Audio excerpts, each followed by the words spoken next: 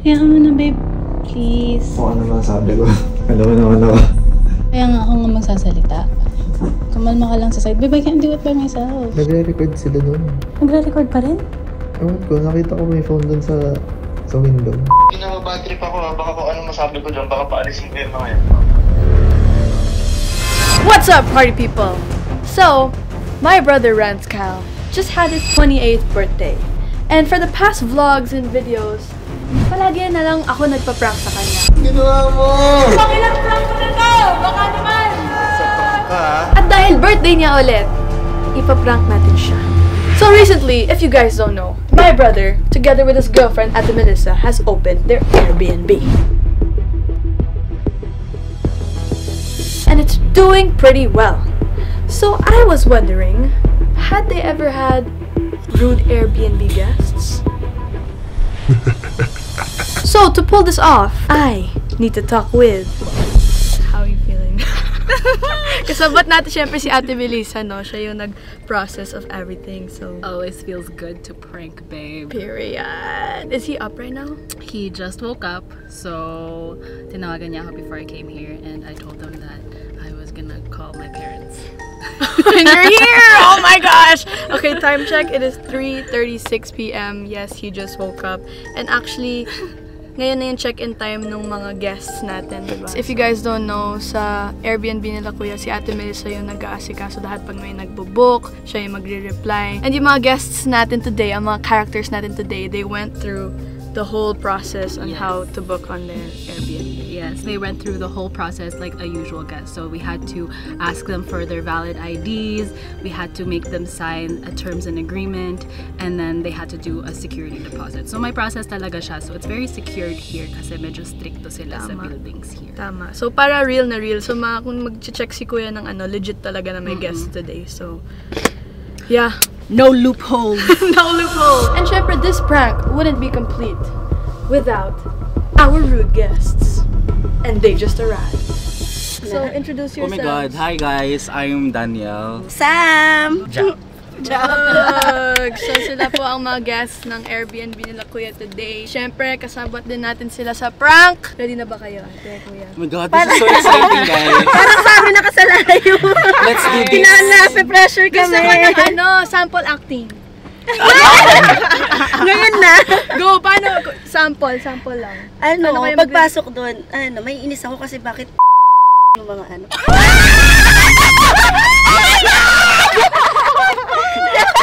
I don't know about you guys, kinakabahan ako kasi I really don't know how kuya would react. Kasi parang first time niya as a host na mag-ano ng customers. So I don't know how he'll react na parang mabait ba siya or may inis siya. It's first business niya. Yeah, first business niya rin. So I don't know, we'll see. But how do you think he's gonna react?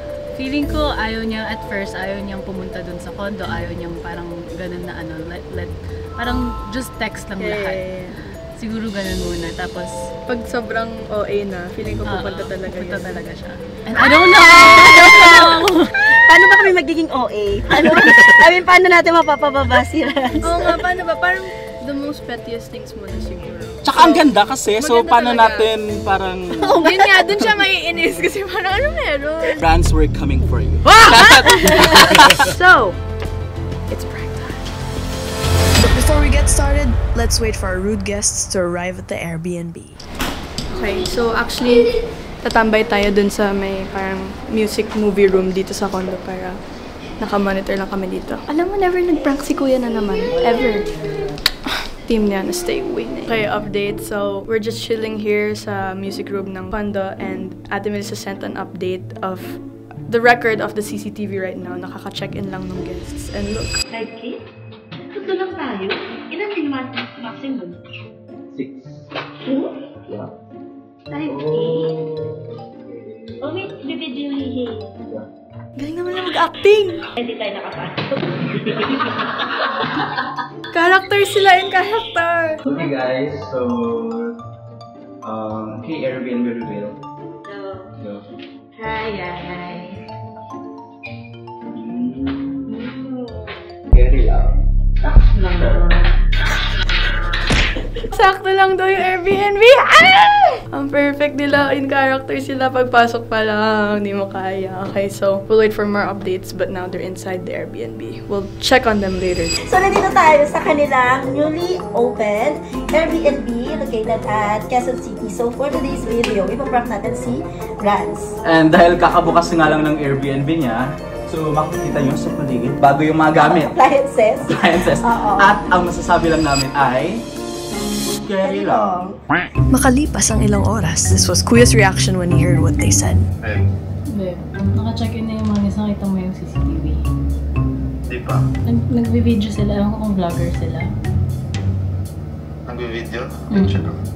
Tapos may sabi nila, nung pagpasok nila, sabi nila, ay, Scary lang.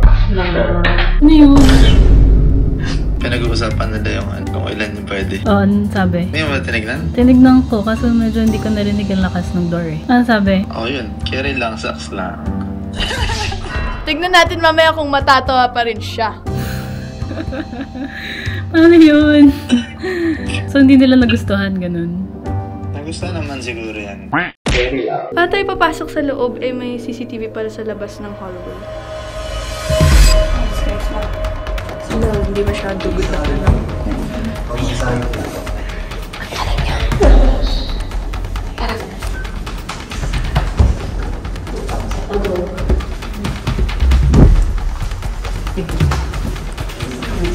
Carry lang ako. Wala masyado sa condo.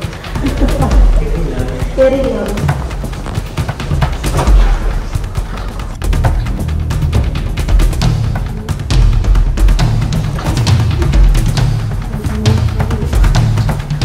Hindi na nakita. Feeling mo di ka nakita. So far, Neil's friends are actually really good.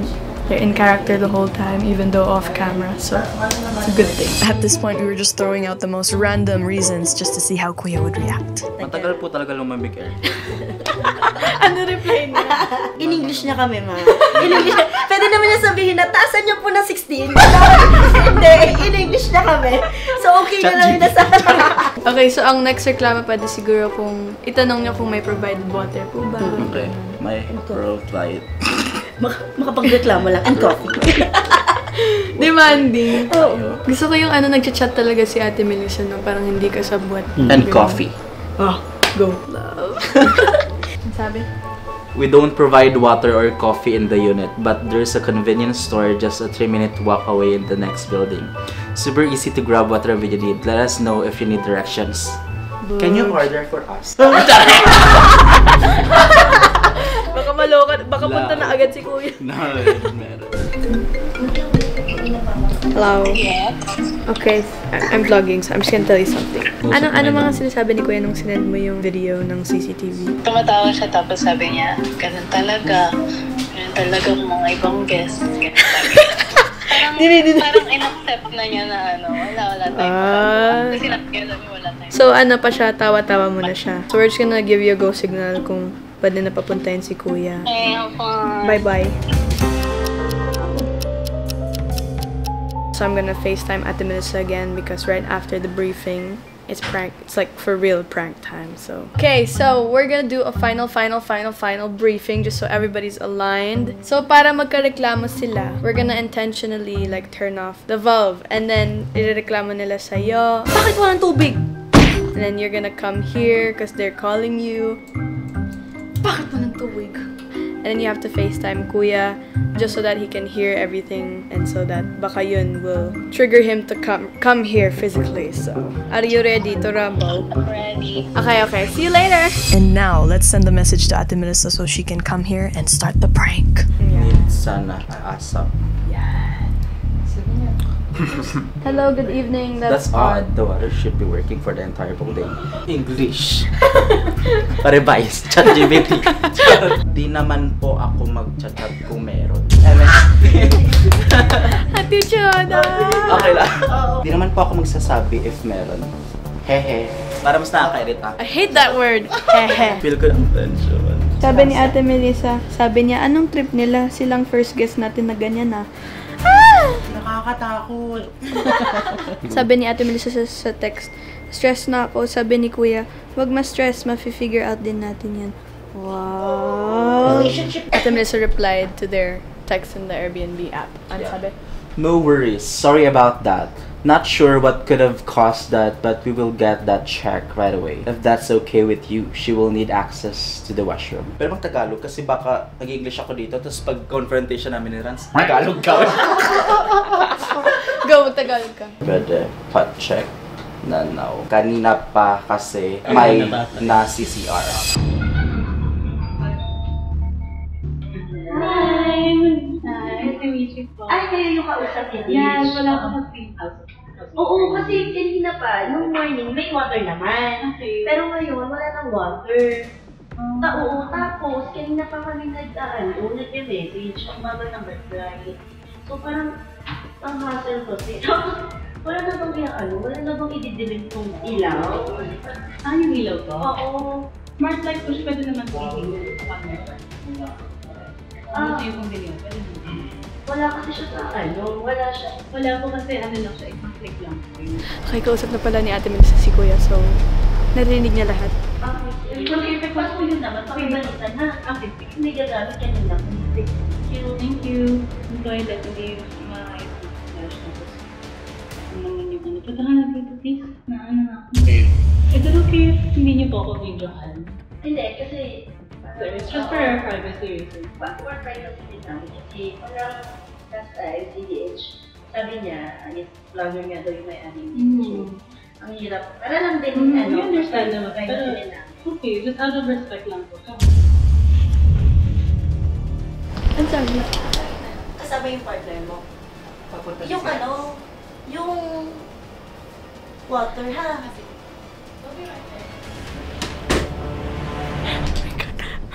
Kamusta? Kamusta? Kamusta? Hindi kinakabahan kami. Tapos, Kasi ang bait, seryoso na si Rans. Tapos, Tsaka ang bait ni Tsaka ang bait ni Melissa. Ang hirap po kusain. Parang sabihin ko na, ako na po mag-ayos. Ang sabi ni Kuya? Medyo na siya. Serious. Kasi tapos parang medyo lalo si Renz nung sinabi ni Melissa na binibidyohan ko siya. Doon siya talaga napapayag na. Ang sabi? Wala akong masyadong na-say si Renz. Parang nakikinig lang talaga siya kay Melissa. Nasa sasakyan na siya para mag-hurry siya papunta. At yung reaction niya, Wesh, galit siya ko na. Bad trip ako, baka kung anong masabi ko dyan, baka paalisin ko yung mga yan. All my bags are packed. Oh my God! I really need to pee! Babe, kailangan, no, we can't do that. Kailangan Mababad trip ako eh. Ba't ka binibidyohan? Pinabahan ako, ma. Bigla talaga ako magiging, nasa ka naman. Mag-interrogate talaga ako dito, ma. Ang trip nila. Kalma ka lang kasi, babe. Yun, may magre-review pa rin sila eh. Wala, babe, tayong mayayari rin pag ganun. If we stoop down to their level, just try to be as calm as possible. Anyway, I don't wanna make this into such a big deal. Oo, paano? Punta ka Pag ako na. kumarap dyan, baka kung ano mangyayari. Pag-check out, kinamuka sa may black. Ay, nakaganto. Yung mukha ako na ID na kaganto. Ang gagawin natin dyan? Kasi hindi ako natutuwa sa pagsasalita nila. Iyan na lang natin, kausapin lang natin maayos. Kung hindi mo kayang mag-usap, ako na lang makikiusap. Kaso baka ma-record nila ako. Iyan mo na lang kasi, babe, kailangan kita eh. Hindi ko kayang mag-isa. Paano? Babe, punta ka na lang please. Bye-bye. Bye, love you, bye. Mom's calling. Bye. Okay. So, sabi ni Ate Melissa, mag-ready na daw kami kasi andyan na siya. Bakit na? Huy! Baka makita ka dyan. Kaya na, babe. Please. Ano na? Kung ano man sabi ko. Alam mo naman ako. Kaya nga ako nga magsasalita. Kumalma ka lang sa side. Babe, I can't do it by myself. At this time, I was actually scared kung ano magiging reaction ni Kuya. Okay, 5 minutes lang to, Niana. Kaya mo to. The emotion, the anxiety is real.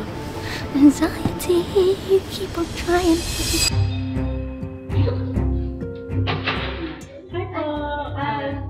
Ditch. Hi. Ito po yung co-owner. It gives me so much anxiety that I don't hear anything. Di ba na nangyayari? Ano po ulit yung mga concerns niyo?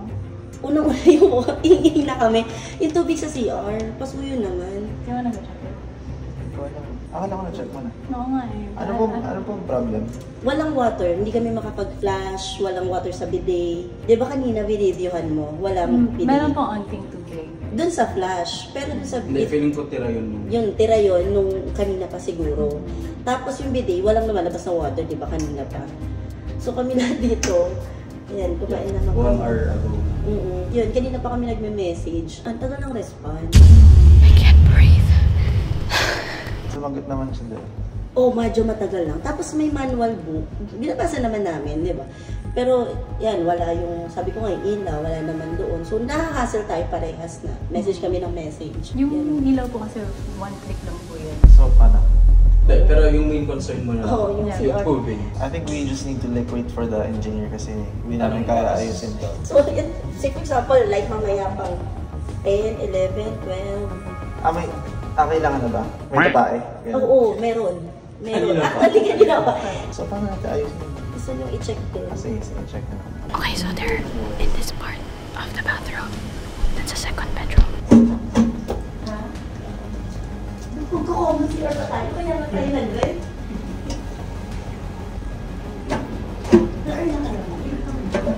Naka-off lang po dito.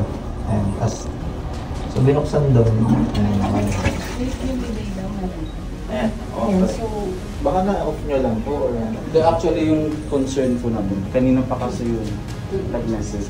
Tapos yung balcony, wala So, parang- ng ilaw. Parang di na namin na-enjoy yung like, pwede bang off na lang. Sorry, pero Saan ka na? di ba unang chat ko sa'yo, parang sobrang hina ng aircon.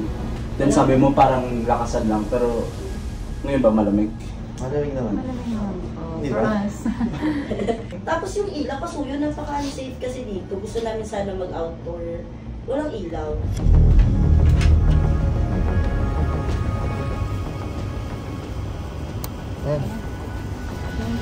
After maayos ni Kuya yung ilaw, he was walking towards where we were hiding and i-reveal na namin na.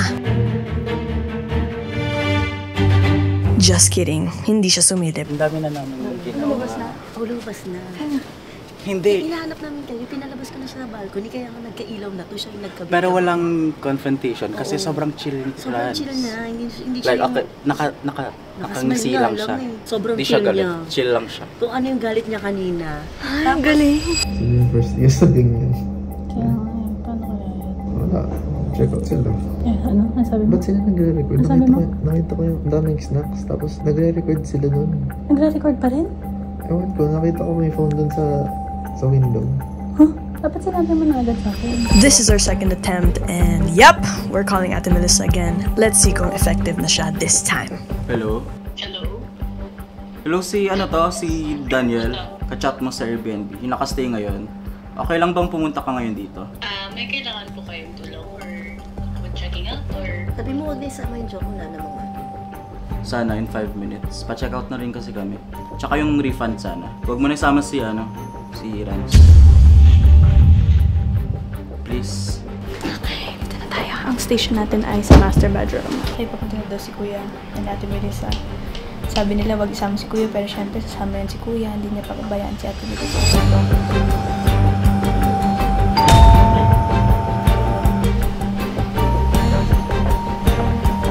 Ayun, ano na kami, check out. Check out pa kami. Tsaka na-offend din kami actually. Bakit? Wala, nung pumunta kayo, parang niningisian mo lang kami.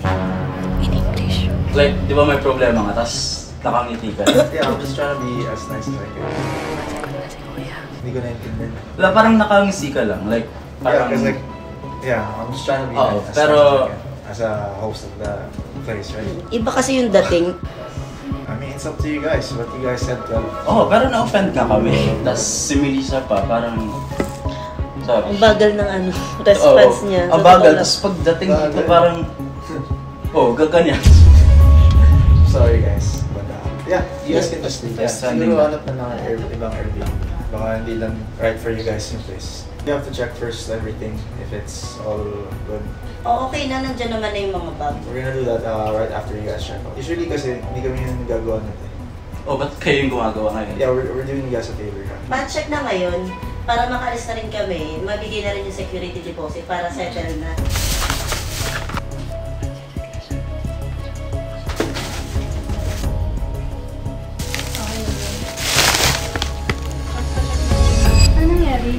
It's a prank! Ay, ba't wala kasing tubig? Ano ba yan? Lubid na ngayon, ha? Ano ba yan? Ha? Grabe naman yun. Aawahin ko na dapat siya. Hindi ko ina-expect, pero medyo naano ko. Medyo napapansin ko na parang baka ano. Baka prank? Pero unusual kasi ang dami nangyari, dami reklamo. Mga artista po kayo. Kami yung mga lagi nasasagasaan. Nasusuntok. Nakaready na kami, suntokin mo kami. So, reminder to everybody who are staying in Airbnbs, no matter if it's an Airbnb or someone's home or a hotel, remember to be respectful. Huh? Saan kayo nagtago? Nung una Balcony. doon sa balcony. So pag pumunta ako doon, makikita ko. First time ba as a host Ano? na may nagreklamong ganun? Oh, wala namang nagreklamo talaga eh. Yeah, kasi walang kareklamo-reklamo dito sa East at Home. Ano niya pa sa akin, pinanood niya sa akin yung CCTV eh, parang ano. Oh, di ba? Ang galing oh. Sabi In niya, character sabi na nila yan. ano. Sabi ko, happy birthday. Late birthday. Ang tagal na ng birthday ngayon lang na prank. But wait, there's more! Wow! Siyempre, pag nag-prank, kailangan may reward. Ganun ba yun? Close your eyes. Okay. In 3, 2, 1, open your eyes. Wow! So guys, if you don't know lately, si Kuya medyo na, he finds vinyls interesting, so he keeps buying vinyls but he doesn't have a player. So, here's a player! Yay! And again, this is all just a prank. Uy, bago Oh yan. my God. This is all not real, and reminder to everyone who's staying at any Airbnb or hotel or anything, mindful to be respectful pa din, and yeah. Pwede kaya ma, habang ma-earn na, ito yung pambuhos mo. Tingnan mo, coke yung pambuhos mo.